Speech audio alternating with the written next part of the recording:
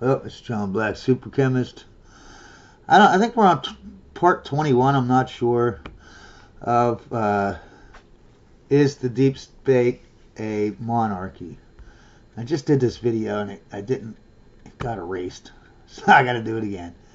Okay, so I remember I said everyone, all the presidents, vice presidents, the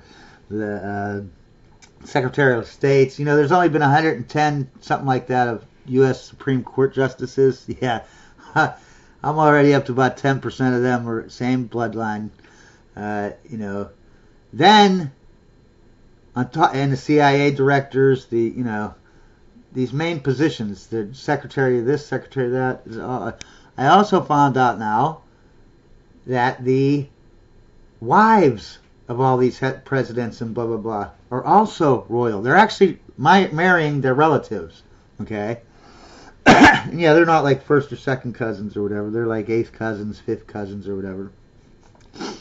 But it just happens so much. Okay. And I remember I said everyone, and also I said that 86% of the,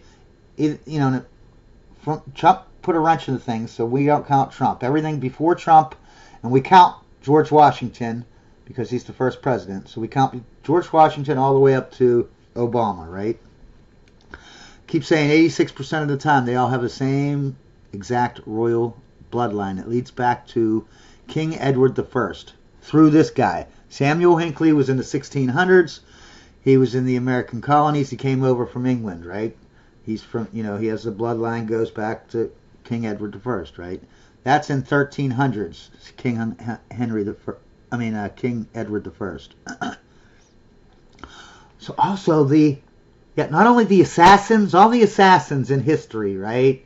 John Hinckley, John Wilkes Booth, who's the other guy? Lee Harvey Oswald, the guy who shot Alexander Hamilton was a royal. All the assassins also. They say, rich people, they gravitate to the top, and that's true. That's true. But why do the assassins who are nut jobs?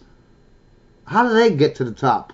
Like, they're not really top economically, but famously, how are they getting up there? How are they getting into the mix? You know what I mean? And anyways, I realized that this thing goes back to the 600, almost 1,500 years ago, okay? To a guy named Charlemagne, the king of the Franks, which is funny because he never actually he conquered all of Europe pretty much. You know what I mean? He's like a Roman Empire type dude. You know what I mean? Where he took over almost everything, but he didn't take over the UK. I guess because the water separated the island. The UK island.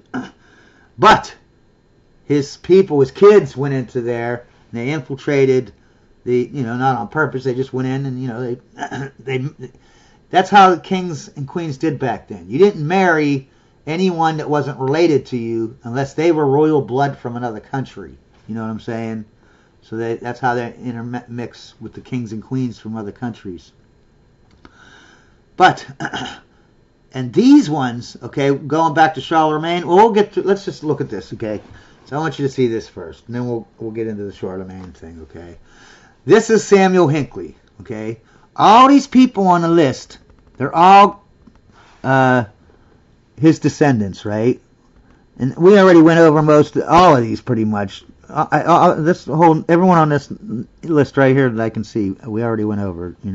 Morgans and and I realized, like I was saying, the Morgans and the Vanderbilts and the the Rockefellers, how they married in early, with the this bloodline, and they don't really go back to no. The Vanderbilts, the Rockefellers, the Morgans, and I think I had another family in there. The Bill Gateses, yeah, they all go back to Charlemagne. Okay, they didn't just like the Morgans and Rockefellers. They didn't just become rich and then they married into the royal family. This royal bloodline. No. They go back all the way too. Okay, all the way back to Charlemagne. 1,500 years ago, one man called Charlemagne has all his offspring, all of his offspring are running our government. I mean, it's like weird, man. And all the wives of these presidents and vice presidents, yeah, they're all lead back to this guy Charlemagne. Okay, even if in a couple times that the president wasn't part of this bloodline, or the president and the vice president both weren't part of the bloodline, which is it's at 93% now. 93% of the time, the vice president or president or both, in our whole entire history before Trump, 93% of the time, we've always had a royal in there, always. And I'm not even done yet. So, but if you take in the ex-wife, if you say, what's the percentage of it being the president or the vice president or both, and you add in the wife of the president, what's the percentage now of royals running, every presidency? 100%. 100% of the time, okay? Not 95, not 96, not 98, not 90. 100% of the time, there's a royal, okay, that goes all the way back to Charlemagne. And if you look anywhere in our history, okay, except for Trump, okay, even Joe Biden is a royal that goes all the way back to Charlemagne, okay? So even Biden, no. Trump is the only one who doesn't have him, his vice president, and his wife. None of them have this royal bloodline. That's the only time in history, literally from this, 2025 back to 1789 when George Washington was put into power. 100% of the time, except for Trump, president, or the vice president, or both, or the wife of the president, has always been royal, 100% of the time. But this has nothing to do with royal bloodline. I'm just a crazy nut job. They're all just cousins. They're all just, 10th cousins, and it don't matter. It's just a coincidence because rich people gravitate to the top. Okay, whatever. But let's go through this list. This is Samuel, whatever. I'm not going to go through the whole thing because you've already seen it. I'm going to stop at a couple of them, like here's a 27th U.S. Vice President. Keep in mind, this is a grandson, not a first cousin, second cousin. All these are grandchildren to the same guy. 4th President of Ireland. Governor. Here we go. 8th great-grandson. That means 8 generations ago, his granddad, you know what I mean?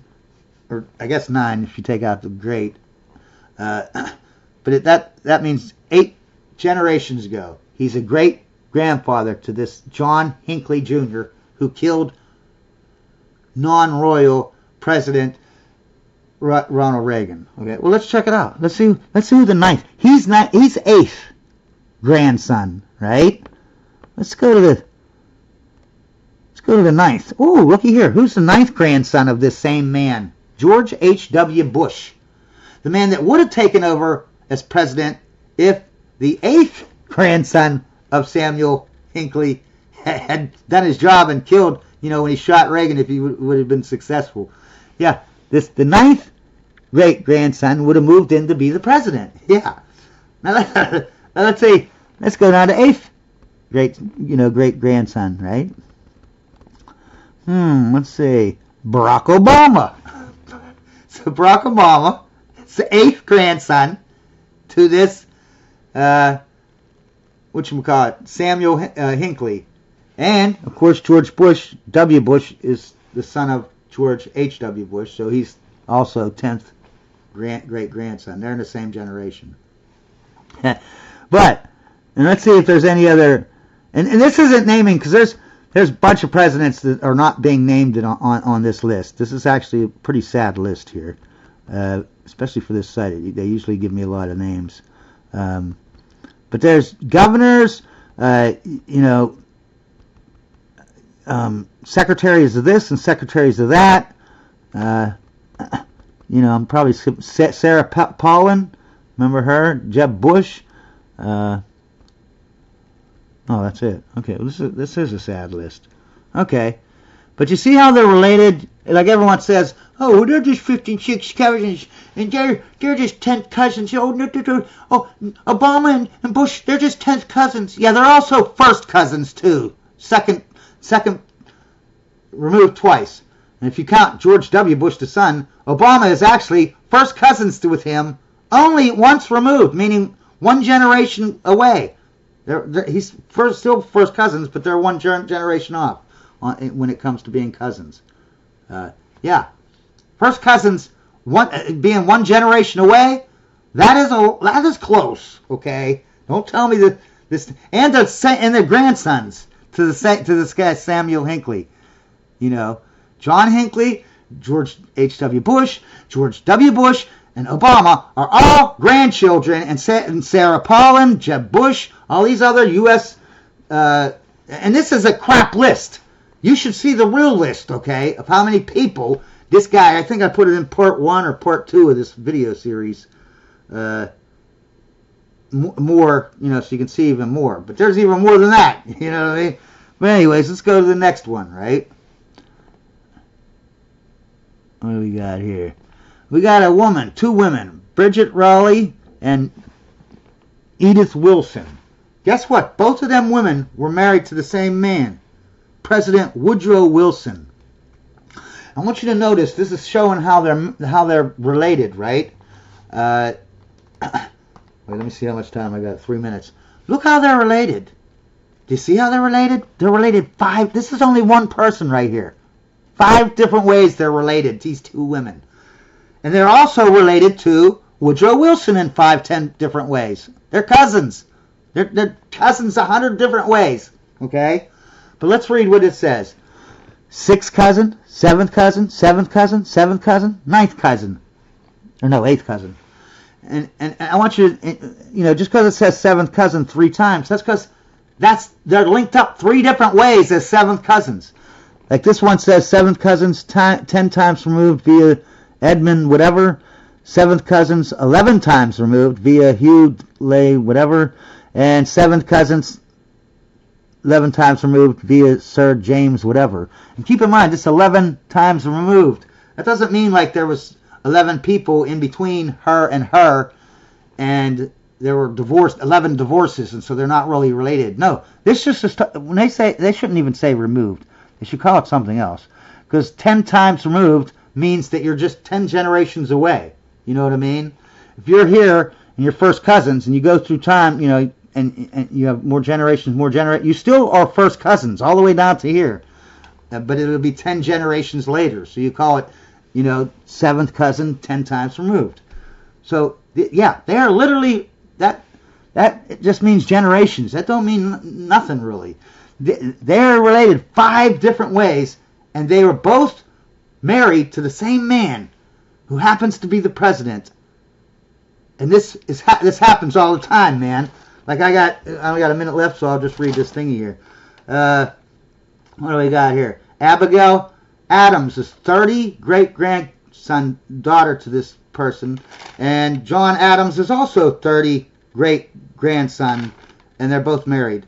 Alice Roosevelt and Theodore Roosevelt are both 33 great-grandchildren to Samuel Hinckley. The same way with, and look at this one. You got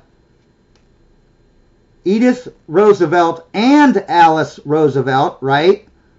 And Theodore Roosevelt are all related. One's 33, and Edith was 34 in the line of grandchildren. So they're all grandchildren to the same person, right? Theodore Roosevelt and both of his wives, okay? And there's actually, I think he has more wives that were, all the wives or whatever. Next, you got George H.W. Bush and Barbara Bush. They're both 35th grandchild to Samuel. And they're also 8th cousins. And a bunch of other ways that I don't know that they're related. Who else? We got... I'm